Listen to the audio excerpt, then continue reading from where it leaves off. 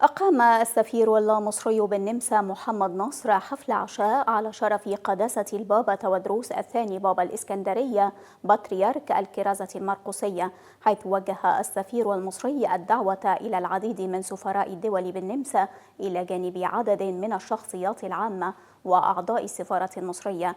وخلال الحفل ألقى السفير المصري كلمة تحدث فيها عن وطنية قداسة البابا وعن عراقة كرسي ماري مرقس وجذور الكنيسة القبطية ووطنيتها.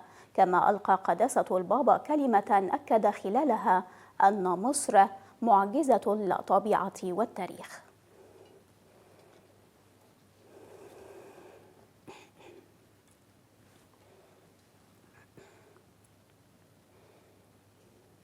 ولمزيد من التفاصيل تنضم إلينا من النمسا مريان شنودة المتحدثة الإعلامية باسم المركز الثقافي القبطي الأرثوذكسي في النمسا وألمانيا. مريان، بعد التحية لو تطلعينا عن نشاط قداسة البابا أمس في فيينا وأجواء زيارته للسفارة المصرية. قداسة البابا ابتدى زيارته في النمسا بلقاء مجمع رهبان دير الأنبا أنطونيوس منطقة أوبرزيبنبرون، وألقى كلمة روحية عليهم. دير الأنبا أنطونيوس ده دير الرهبان الموجود في النمسا السفلى. بعدها بتاني يوم كان في احتفالية داخل السفارة المصرية في النمسا، ضمن السفير محمد ناصر والقنصل وعدد من سفراء الدول المختلفة في النمسا ممثلين الهيئات الدبلوماسية والدولية، وكانت في كلمة قداسة البابا عن الوحدة الوطنية مترجمة لعدة لغات مختلفة. من المقرر غدا حضور قداسة البابا في احتفالية صباحا بكنيسة القديسة دميانة في الحي 21 في فيينا. الاحتفالية دي هتضم عدد من كورالات كنائس الإبراشية، وفي الوقت نفسه هتكون بدأت بدير الأنبا أنطونيوس للرهبان بأوبرزيبنبرون في النمسا السفلى. بدأت فعاليات مؤتمر ملح ولا نور بحضور أكثر من 320 من شباب إبراشيات فرنسا وإيطاليا وسويسرا أسبانيا وألمانيا، الجزء الشمالي والجزء الجنوبي. وفي حدود الساعة 6 تقريبا غدا هتكون كلمة قداسة البابا الافتتاحية للمؤتمر الشبابي.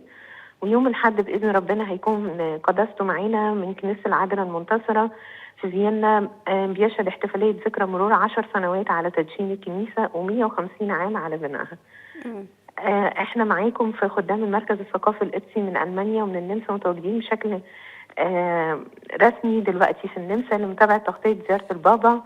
وده طبعا بالإضافة للعاملين بالاستوديو في مصر ومتابعتنا لترتيبات قداسة البابا، زيارة قداسة البابا في النمسا وفعاليات المؤتمر الشبابي ملح ولا نور. أكيد يا أستاذة مريان، يعني إلى مدى تمتد الزيارة إلى جانب طبعا هذه التغطية للزيارة؟ إجابتنا على السؤال دوت هتتم بإذن ربنا من خلال متابعة الأحداث في الأيام الجاية. وزي ما أنا قلت لك عندنا مؤتمر أوروبي فيه أكتر من 320 شاب وشابة جايين من إبراشيات أوروبية مختلفة، فهتكون في فعاليات كتير ولقاءات كتير هننقلها لكم بإذن ربنا لايف للقناة، وربنا يرتب الأمور للخير. جميل. كنت معنا عبر الهاتف من النمسا مريان شنودة المتحدثة الإعلامية باسم المركز الثقافي القبطي الأرثوذكسي في النمسا وألمانيا. جزيل الشكر يا فندم.